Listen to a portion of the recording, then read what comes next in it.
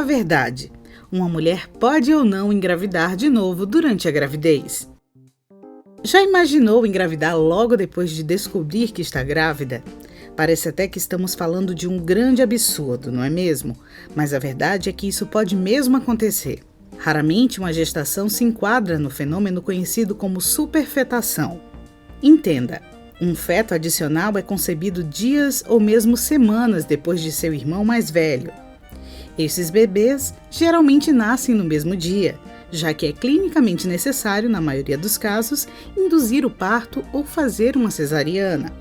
No entanto, gestacionalmente, um bebê é mais velho do que o outro.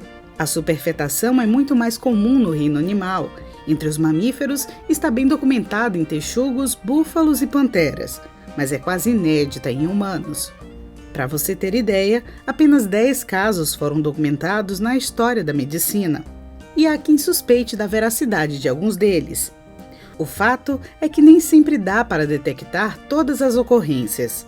Afinal de contas, podemos facilmente confundir a superfetação com uma gestação de gêmeos.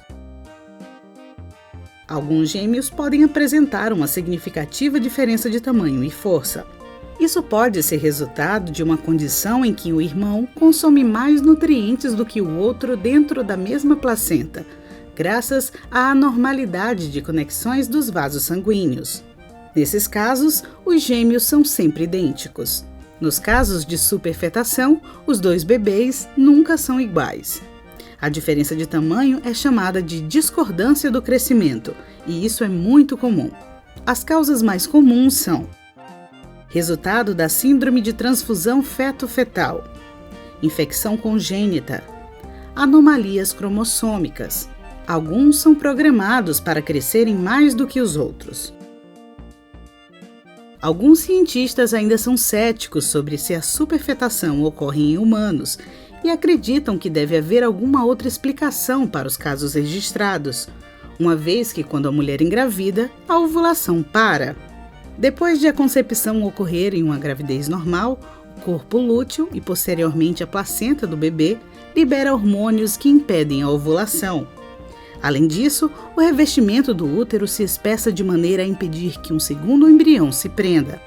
Finalmente, o colo do útero forma uma barreira conhecida como o tampão de muco, que é projetado para proteger o feto em desenvolvimento de micróbios que podem entrar no útero. Isso também previne a infecção microbiana. O tampão do muco também é uma barreira eficaz para o esperma. Para resumir todos os itens acima, a superfetação é muito difícil porque 3 coisas quase impossíveis precisam acontecer para que isso ocorra.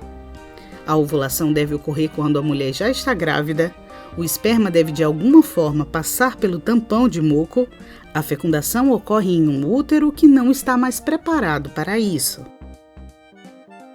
Embora nem toda história possa ser considerada confiável, a superfetação parece ter ocorrido em alguns casos bem documentados. Em 1960, uma mulher de Baltimore, Estados Unidos, chamada Mary Tress, pariu o que parecia ser um par de gêmeos. Estranhamente, o gêmeo primogênito, Anthony, parecia prematuro. Raios-X foram imediatamente tirados dos ossos das coxas dos meninos, e os resultados mostraram uma diferença na idade óssea. O segundo gêmeo nascido, Mark, parecia ter sido concebido 2 meses antes de seu irmão mais velho.